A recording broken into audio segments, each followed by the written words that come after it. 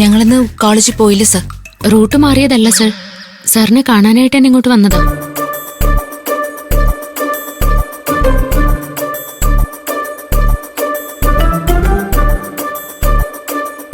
സാറിന്ന് romantic മൂഡിലാണല്ലോ.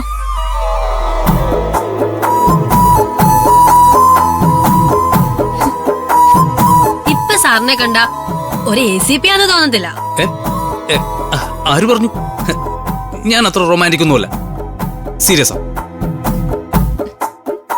നിങ്ങൾ വന്ന കാര്യം പറ. എനിക്കിവിടെ ഒരുപാട് ജോലി തിരക്കുണ്ട്. ഇന്നിനി പ്രത്യേകിച്ച് ഒന്നുമില്ല സാർ.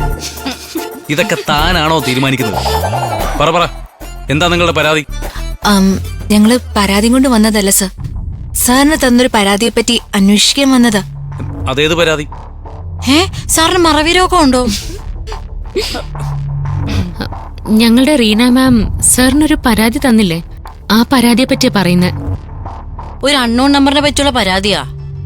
ഓ, അതാണോ? സാറ് ആ പരാതി വേണ്ട പോലെ കൈകാര്യം ചെയ്യാത്തതുകൊണ്ട് ഞങ്ങളുടെ മാം ദുഃഖിതയാണ്. മാമിനെ വിളിച്ച് ശല്യം ചെയ്ത ആളെ സൈബർ സെല്ല് കണ്ടെത്തിയോ സർ? ഇല്ല, കണ്ടെത്തിയില്ല. എന്താ സാർ ഇത്? ഒരു സ്ത്രീയെ വിളിച്ച് ഒരാള് ശല്യം ചെയ്ത ആ വ്യക്തിയെ കണ്ടെത്തേണ്ടത് പോലീസിന്റെ കടമയല്ലേ? ഇക്കാര്യത്തില് സാർ ഭയങ്കര ആക്റ്റീവ് ആണെന്നാ ഞങ്ങൾ കരുതിയത്. ഇതന്വേഷിക്കാൻ റീന മാഡം ആണോ നിങ്ങൾ ഇങ്ങോട്ട് അയച്ചത്? ഇക്കാര്യം ഒരു ഫോൺ കോൾ ചെയ്ത് അവർക്ക് എന്നോട് ചോദിക്കായിരുന്നല്ലോ. മാമിന് റിപ്ലൈ കിട്ടാത്തതുകൊണ്ടാ ഞങ്ങൾ വന്നത്. ആ കോൾ ഞങ്ങൾ പരിശോധിച്ചു. ആ നമ്പർ ഐഡന്റിഫൈ ചെയ്യാനേ കഴിയുന്നില്ല. സൈബർ സെല്ലിനും കഴിയാതെ പോയതെന്താ സാർ? സൈബർ സെല്ലിന്റെ കയ്യിൽ ഇതൊന്നും കണ്ടുപിടിക്കാനുള്ള ടെക്നിക് ഒന്നും ഇല്ലേ?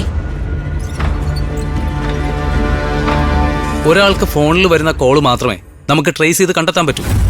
ഫോണിൽ വരാത്ത കോൾസ് എങ്ങനെ കണ്ടുപിടിക്കും? അതിന് വല്ല മാന്ത്രിക വിദ്യയും പഠിക്കേണ്ടി വരും.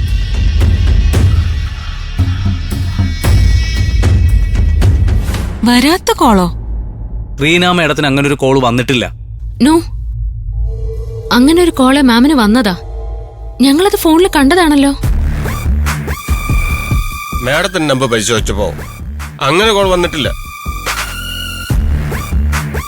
അപ്പൊ നമുക്ക് വന്ന് കോള് പരിശോധിച്ചാ ഇങ്ങനെ തന്നെ ആയിരിക്കുമല്ലോ. ആ കോൾസിനെ പറ്റി മിണ്ടരുത്, കുഴപ്പവും. അല്ല, നിങ്ങൾക്കാർക്കെങ്കിലും ഇങ്ങനൊരു കോൾ വന്നിട്ടുണ്ടോ?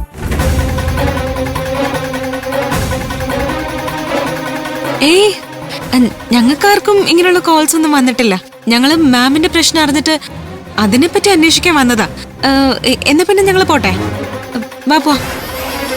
ഇക്കാര്യത്തിൽ വൃന്ദയുടെ ഇടപെടൽ വേണ്ടി വന്നില്ല. ഹോ, ഞാൻ രക്ഷപ്പെട്ടു. ഒന്ന് നിന്നേ.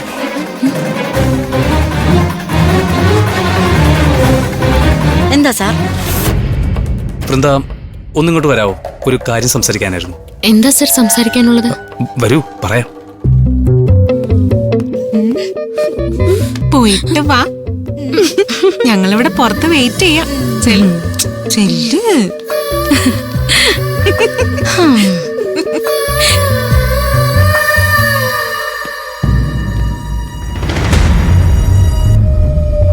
ചേടാ, എന്നാലും അയാൾക്ക് എന്താവും വൃന്ദയോട് പറയാനുള്ളത്?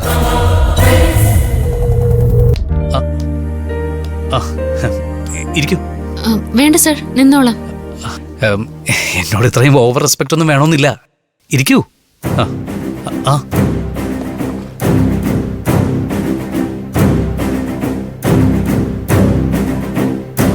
ആരവിന്റെ കേസിൽ എന്നെ ചോദ്യം ചെയ്യാനാണോ ACP ഇവിടെ കൊണ്ടുവന്നത്?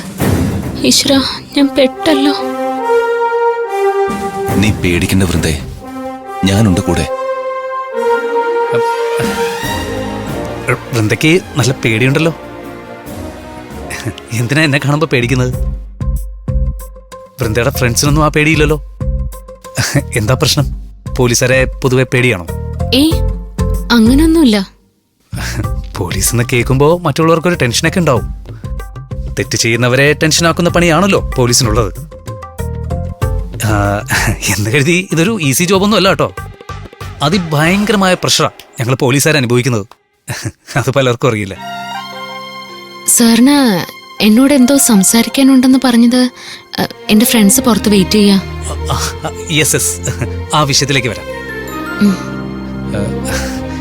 വൃന്ദയെ വിളിക്കാതിരിക്കുമായിരുന്നു. അപ്പോഴാ വൃന്ദ ഇങ്ങോട്ട് വന്നത്. ഇനിയിപ്പോ ഫോണിൽ വിളിച്ച് ബുദ്ധിമുട്ടിക്കണ്ടല്ലോ. വൃന്ദയെ ബുദ്ധിമുട്ടിക്കുന്ന എന്തോ ആണല്ലോ. സാറ് കാര്യം എന്താന്ന് പറഞ്ഞില്ല. പറയാം. എന്റെ ഇല്ലത്തിന്ന് തന്റെ മനയിലേക്ക് ഒരു ഗ്രഹനില കൊണ്ടുപോയിട്ടുണ്ട്.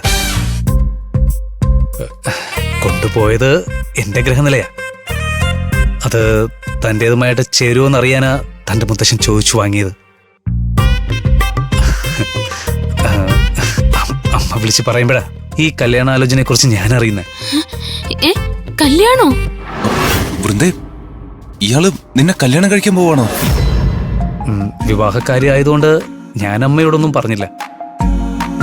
ഈ കാര്യത്തിൽ ഞാൻ ആദ്യം അഭിപ്രായം ചോദിക്കേണ്ടത് തന്നോടാണല്ലോ. അത് സർ, ഞാൻ നമ്മൾ തമ്മിൽ ഇഷ്ടത്തിലാണെന്ന് നമ്മുടെ ഇല്ലത്തുള്ളവരെ തെറ്റിദ്ധരിച്ചിട്ടുണ്ട്. എന്താണ് വൃന്ദയുടെ അഭിപ്രായം? എന്തെങ്കിലും അഭിപ്രായ വ്യത്യാസം ഉണ്ടെങ്കിൽ തുറന്നു പറയാം.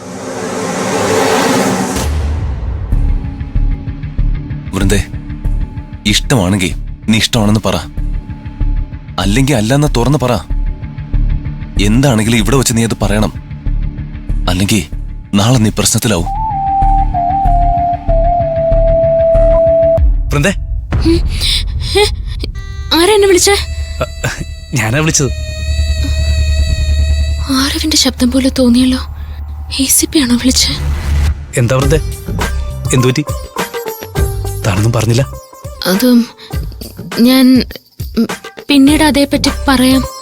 എനിക്കിപ്പോ പോണം. പുറത്ത് ഫ്രണ്ട്സ് വെയിറ്റ് ചെയ്യാ.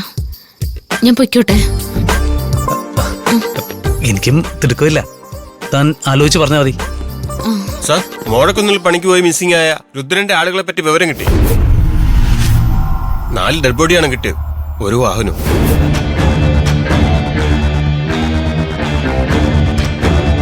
അപ്പോ 4 തീർന്നോ? നമുക്ക് ഉടനെ അങ്ങോട്ട് പോണം.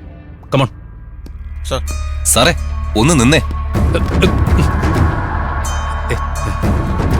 താനെന്തിനാടോ തോളി കൈവച്ചത്? ഞാൻ തൊട്ടില്ല സാർ. തനിക്കൊരല്പം സ്വാതന്ത്ര്യം തന്നെന്ന് കരുതി തോളിലൊന്നും കൈയിടരുത്. സാർ, ഞാൻ അത് താനൊന്നും പറയണ്ട. എന്റെ ACP തോളിൽ കൈയിടാറായോ താൻ? വാ.